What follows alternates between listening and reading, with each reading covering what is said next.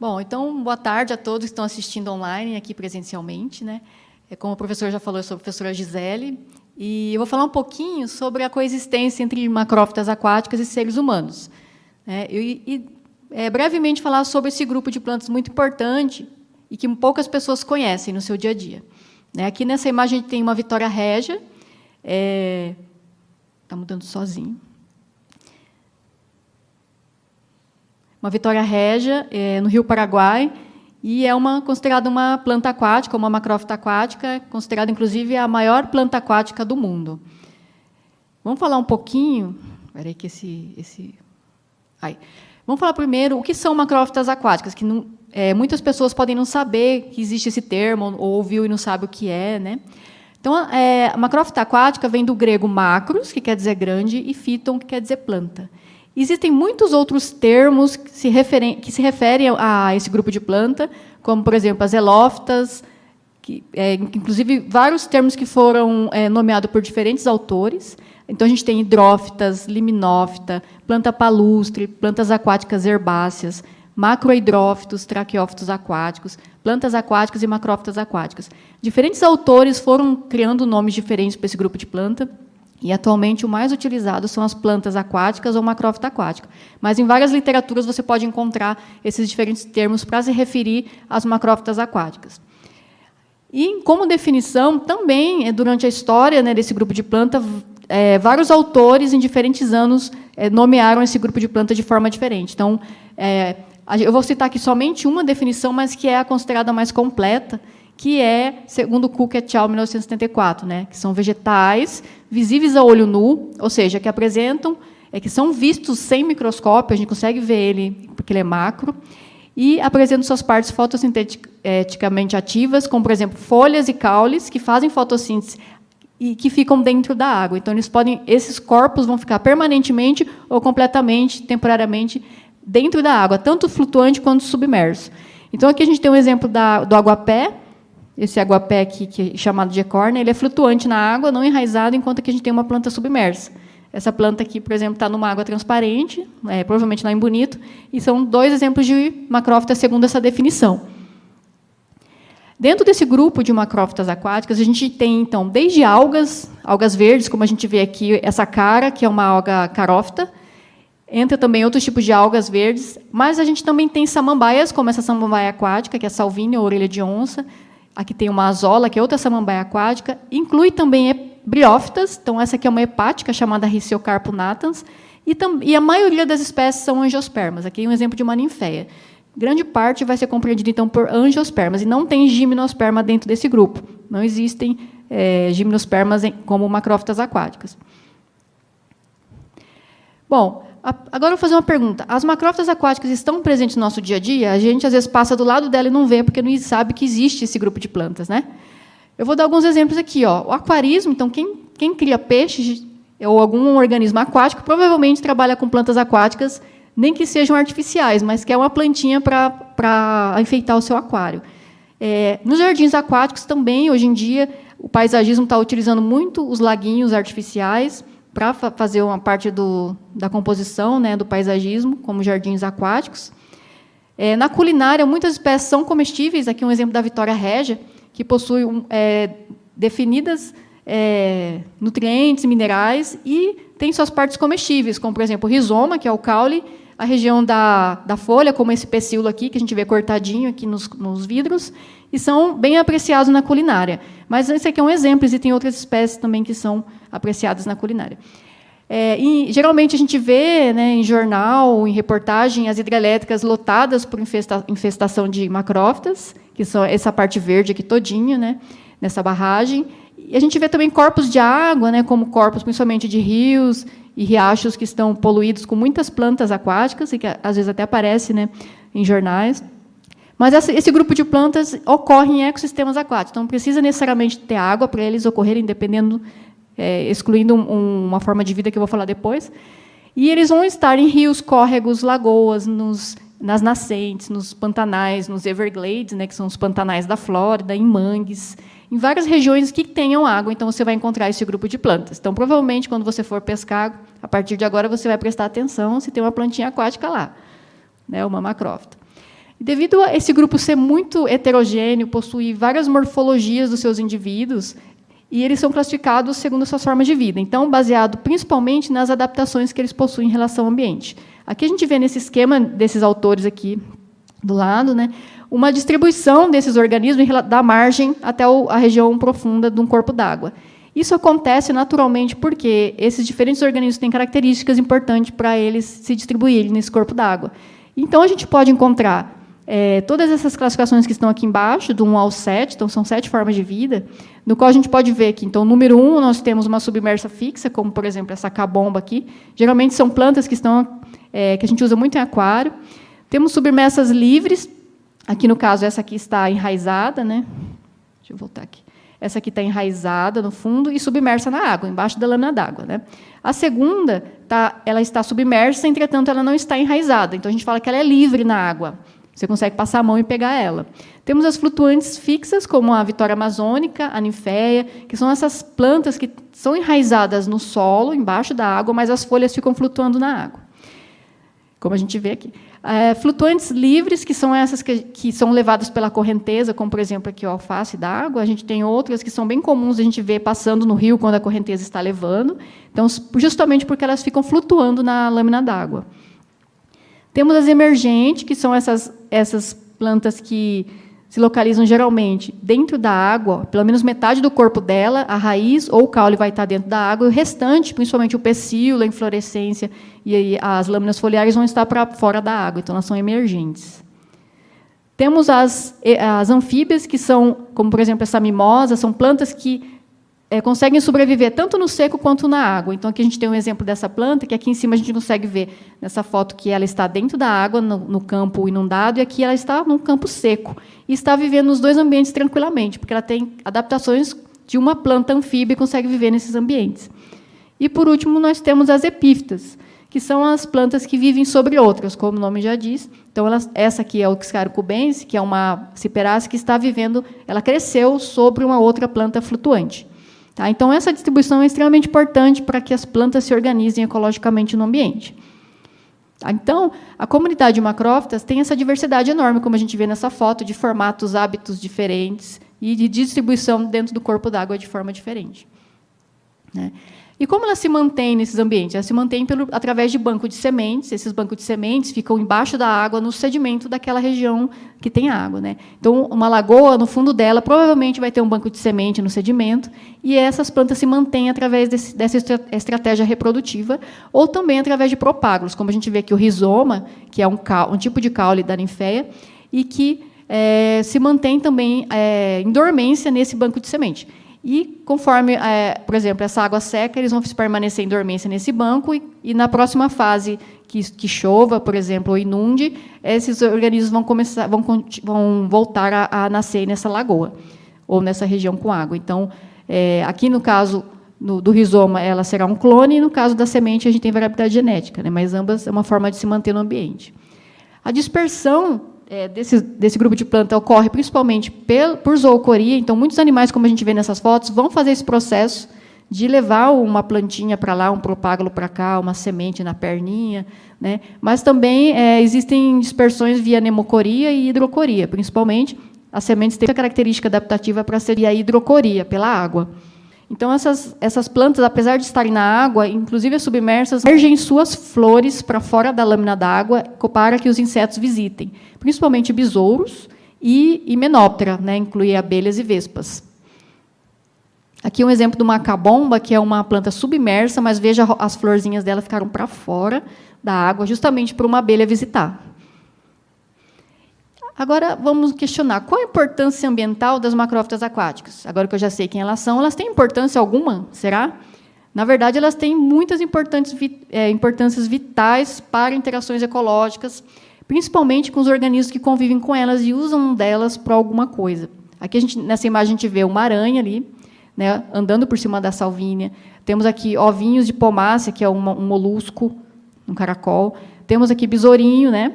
E temos a abelha ali polinizando. Então, essas interações ecológicas são extremamente importantes para a manutenção dos ambientes. Mas, além disso, elas podem oxigenar a água. Então, se você não quer ter um filtro, você quer ter uma região de um laguinho, ou colocar uma macrófita na sua piscina, você pode usar ela como uma filtradora da água. né? Então, elas oxigenam a água e removem materiais. Aí dessa, aqui temos alguns exemplos que são bastante usados, como as pichas, alface d'água, né? As ninféias, as samambaias aquáticas. Elas são fonte de alimento para os herbívoros, então elas participam da cadeia trófica, principalmente do ecossistema aquático. Então, peixes herbívoros, cervos, como, por exemplo, esse cervo do Pantanal, capivara, se alimentam de plantas aquáticas e os carnívoros, então, vão se alimentar desses animais que são os herbívoros, né? Então, elas estão ali na base da cadeia trófica. Além disso, elas fornecem proteção para os ovos de alguns organismos, como a gente vê nesse cafezinho aqui. Acasalamento de alguns organismos ocorre nesse ambiente e desova também, como a gente vê a libélula, alguns moluscos aqui que desovaram, anfíbios se acasalando aqui embaixo, né, e os peixinhos também desovando. Além disso, fornecem abrigo para os filhotes. Então, por exemplo, larva, né, de libélula, que a gente tem, né, uma larvinha, temos aqui larvas de peixes, aqui um filhote de jacaré, aqui uns girininhos. Então, serve de hábitat e proteção para esses filhotes que recém-nasceram. Bom, além desses benefícios ambientais, existem benefícios das macrófitas aquáticas que elas vão fornecer ao homem, né, que é o que eu proponho no título, né? Na verdade, sim, as macrófitas possuem vários serviços ecossistêmicos. Saiu esse artigo em 2021 de Tomás, que ele ressalta bem isso. Então, o que são os serviços ecossistêmicos? São serviços que essas plantas vão prestar à sociedade. Um deles eu pontuei alguns aqui, né? Mas um deles, as macrófitas pagam muito rapidamente, então tem muitos indivíduos na população, e isso faz com que ela tenha, então, sobrecarregue alguns ambientes aquáticos e de alguma forma, a biomassa, esses organismos têm que ser removidos daquela água e a biomassa deles é utilizada, então, pode ser utilizada para adubo, né? Principalmente próximo a represas de reservatórios de hidrelétricas, que acabam tirando e removendo essa vegetação e podem utilizar essa biomassa para a recuperação das áreas em torno, né, para a plantação de outras espécies e renovar a mata ciliar, por exemplo. Elas têm a grande função de despoluidora, elas conseguem armazenar e metabolizar as substâncias dentro do seu corpo, nas raízes e no caule. E, com isso, elas são consideradas fitorremediadoras, né? Principalmente porque elas têm uma característica importante de captar metais no ambiente. Então, elas conseguem retirar e acumular metais no seu corpo. Né? Aqui tem um exemplo de uma pesquisa da UEMS mostrando a salvina utilizada como removedora de herbicida da água. Aqui a gente tem essa outra cartilha falando sobre a fitorremediação para subsídios, retirada de subsídios de aquicultura, principalmente criação de camarão e peixe. Então, elas podem ser utilizadas para isso. Aqui mostrando um experimento com ecorn, 3 espécies de macrófitas que são utilizadas para o tratamento de efluente de piscicultura, mostrando que algumas espécies estão sendo testadas aqui, cada cor é uma espécie, para mostrar se elas têm, então, qual tem a maior capacidade de filtrar, então, essa água e manter ela limpa. Isso é muito importante porque é uma solução ecológica barata e para a melhoria da qualidade da água, né? Então, se for pensar, elas têm essa capacidade. Inclusive, a gente pode comer, se quiser. Além disso, elas podem reter sedimentos de áreas abertas, estabilizar regiões costeiras, impedindo assoreamento. Então, elas são de extrema importância para isso também, mantendo essas regiões de mata ciliar. E para o turismo, né, pensando nesse serviço prestado à sociedade para o turismo. Por exemplo, aqui é uma foto de bonito, mostrando tanto de quantidade de matéria orgânica morta, causando, então, a eutrofização dessas regiões de água. Pode passar. Por exemplo, vai acontecer o que a gente já sabe, né, que é a eutrofização. Então, quando você tem um ambiente natural com quantidade de nutrientes ideal, nada vai acontecer. Ele vai ter uma dinâmica ambiental normal. Mas, quando você começa a liberar mais substâncias como nitrogênio e fósforo nessa água, o que vai acontecer? Muitos organismos vão se proliferar e vão acabar competindo por recursos com outros organismos. Né? Isso que acontece quando você tem eutrofização. Então, você vai ter uma multiplicação excessiva de organismos que estão no número normal, principalmente por oxigênio, e essa quantidade de indivíduos que vão, então, cobrir a lâmina da água vão fazer o quê? Diminuir a quantidade de luz solar que entra dentro dessa água, diminuindo, então, populações que ficam submersas. Para trocar. Outro exemplo que pode acontecer é justamente baseado na agricultura, na monocultura. Então, a poluição por fertilizantes é uma outra fonte enorme de substâncias que podem cair no ambiente aquático. A gente acha que só fazer ali a adubação no solo não vai acontecer nada, mas vai infiltrar, acabando sendo levado pela chuva, né, para essas áreas de água. E isso vai fazer com que também aconteça a eutrofização. Então, justamente porque NPK, nitrogênio, fósforo e potássio, são substâncias que todos os organismos precisam, principalmente fotossintetizantes. Opa, volta para mim, por favor. Acho que agora voltou a funcionar, Maria. E os organismos aquáticos que se propagam com maior quantidade quando a água está eutrofizada, pensando em planta aquática, agora não quer passar. Aí, são esses organismos aqui, né? Geralmente são várias espécies, mas essas são as que mais causam problema, né? O água-pé, gere, alface d'água, lentilha d'água, orelha de onça. Principalmente porque são espécies que têm a propagação vegetativa muito rápida. Então, eles conseguem produzir novos cloninhos com muita facilidade. Pode trocar. Por exemplo, a gente está vendo aqui um estolão, que é essa propagação que ocorre da planta-mãe para formar uma planta-filha, um cloninho. E isso acontece muito rapidamente, e logo ela fecha a lâmina d'água com muita rapidez. Pode trocar. Aqui tem um exemplo do noticiário que saiu sobre plantas aquáticas mudam a paisagem do rio Jacuí, e principalmente pelo fornecimento de esgoto doméstico, erosão e resíduos industriais que caiu nessa água. Então, contribuiu para a proliferação dessas plantas aí nessa região por causa da quantidade de substâncias orgânicas que foram lançadas na água. E, muitas vezes, isso pode bloquear navegações, interferindo na hidrovia.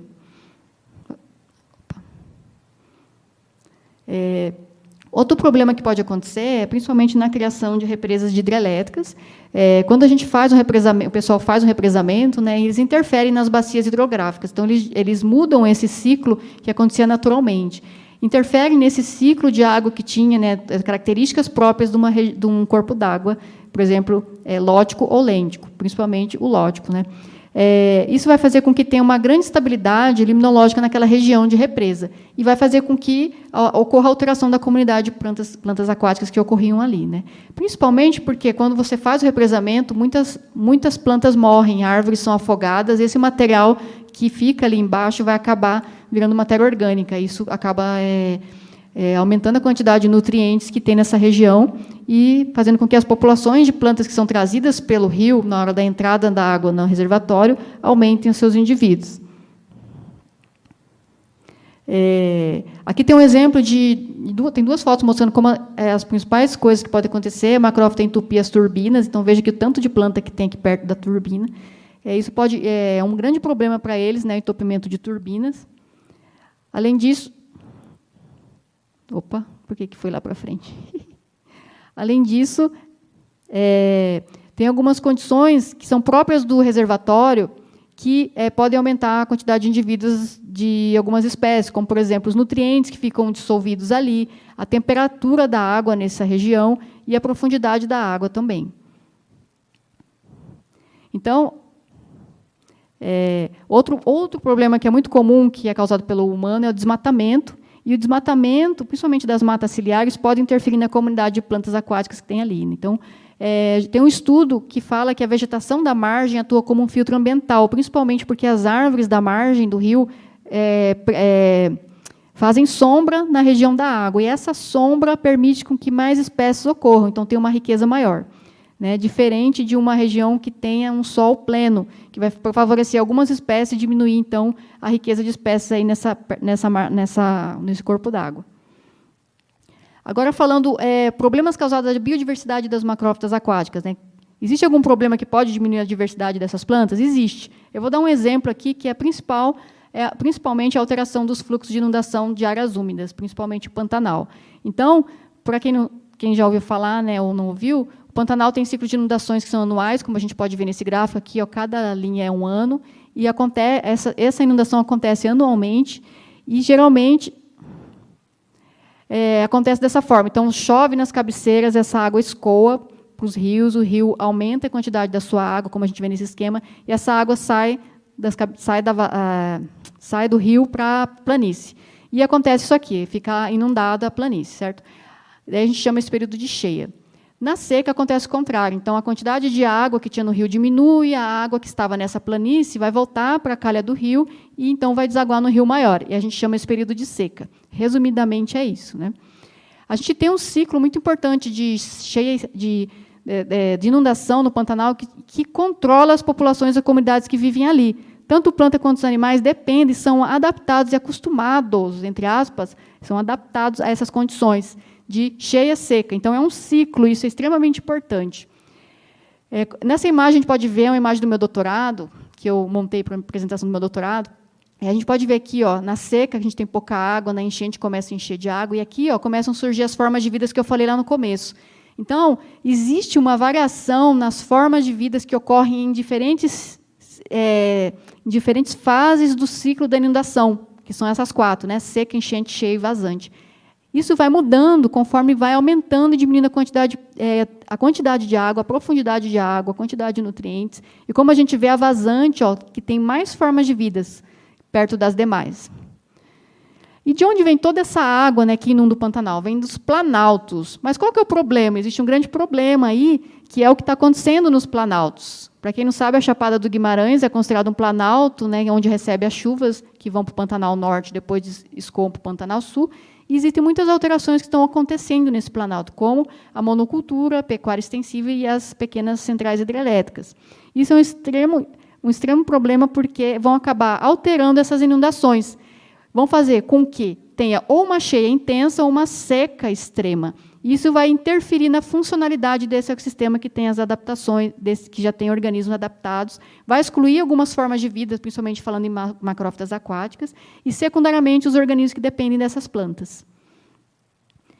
Aqui é um trabalho que eu publiquei do meu doutorado, falando sobre esse efeito na diversidade funcional. Então, quando a gente está na seca e na enchente, a diversidade funcional é bem baixa, principalmente na seca, porque a seca atua como um filtro ambiental, mantendo somente espécies adaptadas à seca, que são as espécies anfíbias, falando em macrófitas aquáticas. Tá? As espécies anfíbias conseguem sobreviver na cheia e na seca. Então, a seca é um filtro ambiental, excluindo as demais espécies que ficam no banco de sementes em dormência. Agora, quando a gente fala da cheia e vazante, acontece o contrário. A diversidade funcional é maior na vazante, porque a vazante atua como um ambiente de transição. Então, tem condições favoráveis para todas as formas de vida de organismos viverem ali. Todas as 7 formas de vida que existem conseguem sobreviver nessa região. Então, ela funciona como essa área de transição, e a diversidade funcional, ou seja, a comunidade que ocorre aqui, tem mais funções no ambiente do que o que ocorre na seca. Então, a composição da comunidade, principalmente falando em Pantanal, depende de profundidade da água, tipo de corpo de água, se ele é lótico, lêntico, o teor de nutrientes, o banco de sementes que foi depositado ali, os propágulos que foram trazidos pela água durante a cheia, o estágio sucessional que ocorre naquele corpo, e tudo isso depende do pulso de inundação. Então, ele é essencial para manter esses corpos de água. E principalmente porque quando a gente tem uma lagoa seca no Pantanal, né, onde estão as plantas aquáticas, já que elas vivem na água? Elas estão no banco de semente. E esse banco de semente fica em dormência até a seca passar e vir a inundação de novo para inundar a região da planície. Né? Então, aqui a gente tem várias sementinhas de plantas aquáticas com adaptações, inclusive, partes da semente próprias para dispersar pela água. Então, elas dependem da água para isso. E também trazer propagações vegetativas de outras macrófitas que vêm com a água de outras regiões.